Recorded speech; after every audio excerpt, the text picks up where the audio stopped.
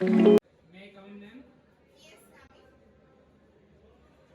Miss Nadia, আপনার সাথে আমার কিছু কথা বলার ছিল। জি বলেন। জাহিদ সাহেব আপনাকে যে পেপারসগুলো দিয়েছিল সেগুলো এখনো পাস করা হয়নি কিনা সেগুলো সম্পর্কে আমি জানতে এসেছি। আমি আপনাকে জবাবদিহি করতে বাধ্য নই। গতকালকে জাহিদ সাহেবকে যা বলার আমি বলে দিয়েছি। তারপর আপনি কি জন্য আসছেন আমার থেকে আবার জবাবদিহি চাইতে? জাহিদ সাহেবকে আপনি যে জব দিয়েছেন সেটা তার ব্যাপার, কিন্তু আপনি পেপারস পাস করেননি সেটা এখন আপনি করেননি কেন সেটা আমাকে বলবেন, না হলে আমি আরিফ সাহেবের সাথে কথা বলতে বাধ্য হব। আমি কেন পেপার পাস করলো এটা আমার ব্যাপার। ও আরিফ সাহেবকে বলবেন? যান আপনি আরিফ সাহেবকে গিয়ে বলেন। আর আপনি চাইলে আপনার চাকরিটাও ছেড়ে দিতে পারেন। আমি দেখবো আপনি চাকরি ছাড়বেন নাকি আমি চাকরি ছাড়ব। ঠিক আছে, আপনি যেতে পারেন। ঠিক আছে। আমাদের অফিসে যেরকম কাজ চলতেছে, আমি যে বাইরে থেকে যা দেখে আসলাম ভিতরে তা কিছুই মনে হইতেছে না। আমাদের যে ম্যানেজার কাজ করতেছেন ওনার কাজকর্ম দেখে আমার একটুই ভালো লাগতেছে না। আপনার মনে হয় না আমরা আরিফ স্যারকে যে এটা কমপ্লেন করা উচিত? ভাই সবই বুঝছি বা কিছুই করার নাই, কারণ আমি ভাই চাকরিটা হারাতে চাই না, আমি ঝামেলার মধ্যে পড়ে যেতে চাই না। ঠিক আছে, এটা সম্পর্কে যদি আপনি মতামত দিতে চান তাহলে আমি আছি। আচ্ছা ভাই ঠিক আছে, ঠিক আছে। স্যার, আমি ম্যানেজার নাদিয়া সম্পর্কে কিছু কথা বলতে চাচ্ছিলাম। সো ম্যানেজার নাদিয়াকে আমি একটা বিল পাস করার জন্য কাগজ দিয়েছিলাম, কিন্তু তার সম্পর্কে আমরা কোনো রেসপন্স পাইনি। ও কি আপনার কাছে এই কাগজটা নিয়ে এসেছিল? না, এখন পর্যন্ত নাদিয়ার কিছু বললো না আমাকে। এবং তার বিহেভিয়ার অনেকই বাজে ছিল যখন আমি এই কথা বলেছি। এবং আমি যতটুকু জানি আমাদের বিল বাজেট 5 কোটি টাকা এবং তার মধ্যে আমরা 1 কোটি টাকা চাচ্ছি, কিন্তু মিস নাদিয়া তাও আমাদের বিল পাস করতে দিচ্ছে না। সো আমার মিস নাদিয়া সম্পর্কে আমি অনেক তথ্য কালেক্ট করেছি, এগুলি হচ্ছে সে তথ্য। তো আমি চাচ্ছি আপনি কোনো পদক্ষেপ গ্রহণ করুন।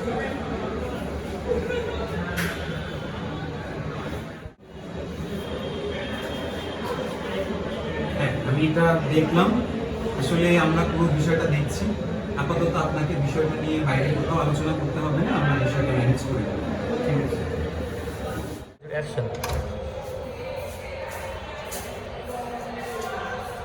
এক্সকিউজ মি, জি। আপনার কি কিছু হয়েছে? না, আমি এইমাত্র আমাদের সিইওর সাথে কথা বলে আসছি। আমি কিছুটা ডিসঅ্যাপয়েন্টেড যে বিষয়গুলো শুনেছি। সো আপনার কি কিছু সম্পর্কে জানা আছে? আসলে এইসব বিষয় নিয়ে মন খারাপ করে কোনো লাভ নাই। আমি এই বিষয়গুলো অনেক আগে খেয়াল করেছি। আমার আসলে এখন মনে হয় যে আমার সত্যিটা বলা প্রয়োজন। আমি আসলে দুদক নির্বাহী কর্মকর্তা। আমি অনেক তথ্য পেয়েছি এই অর্গানাইজেশনের সম্পর্কে, এই জন্য আসলে আমার এখানে চাকরিটা নেওয়া। তো আমার অ্যাকচুয়ালি আপনার সাহায্য দরকার। তাহলে এই বিষয় সম্পর্কে আপনি কোনো পদক্ষেপ নিচ্ছেন না?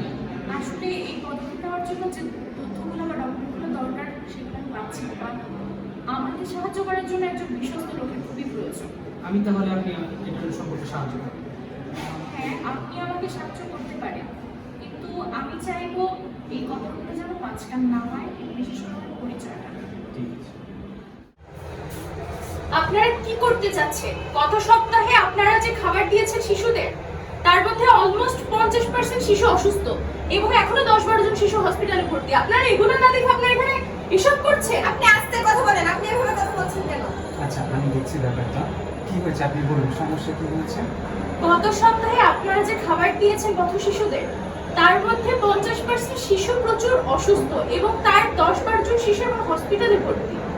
আপনাদের এসব বিষয়গুলো একটু ভালোভাবে পর্যবেক্ষণ করা উচিত। আচ্ছা, আমি বিষয়টা দেখতেছি খুব জরুরিভাবে। আমরা বিষয়টা নিয়ে এখনই কথা বলতেছি।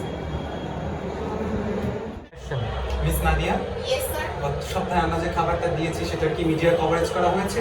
জি স্যার, মিডিয়া কভারেজ প্লাস ছবি তোলা দুইটাই হয়েছে।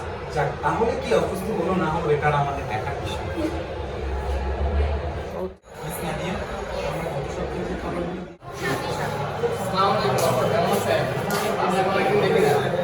আমি আপনাকে বেশ কিছু কথা বলছিলাম। আপনার আরিফ সাহেবকে রেস্টুরেন্টের জন্য বলে ফেলে ফেলে বাড়ি বের করতে হবে। না না, আমি এটা করতে পারি না। আমি আরিফ সাহেব তাহলে আমি আপনাকে বলেই দিই, আপনি আসলে আপনার আরিফ সাহেবকে এবং নাদিয়াদের কাছে ঠকাচ্ছেন। তারা আসলে সেটা না। তারা মানুষকে ঠকায় কোটি কোটি টাকা নিচ্ছে, অথচ পথ শিশুদের পেছনে একটু টাকা খরচ করছে না। অলমোস্ট 50% শিশু হসপিটালে ভর্তি, 20-30 জন শিশু এখনো অসুস্থ। হ্যাঁ আসুন। স্যার আমাদের ছোট সাহেব স্কুল থেকে আসার পথে রাস্তা অসুস্থ হয়ে পড়েছে, সে এখন হসপিটাল আছে। কি বলছো এসব?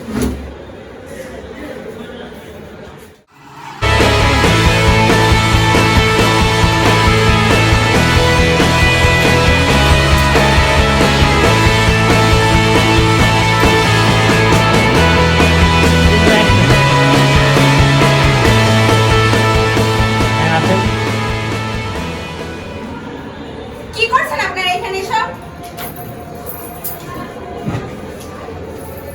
সেটা আমরা আপনাকে বলতে যাবো না।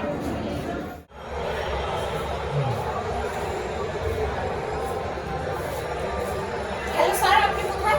তাড়াতাড়ি একটু অফিসে আসুন। মিস নাদিয়া, কি হয়েছে? স্যার দেখুন কি অবস্থা, মিস্টার ইফতি এবং মিস দিশা এসে ল্যাপটপের অ্যাক্সেস এবং সব ডকুমেন্ট নিয়ে চলে গিয়েছে। ওরা এসে ডকুমেন্ট নিয়ে চলে গেল, আপনি কোথায় ছিলেন? আপনাকে তো অফিসে রাখাই হয়েছে এই কারণে। এতটা ইরেসপন্সিবল আপনি কিভাবে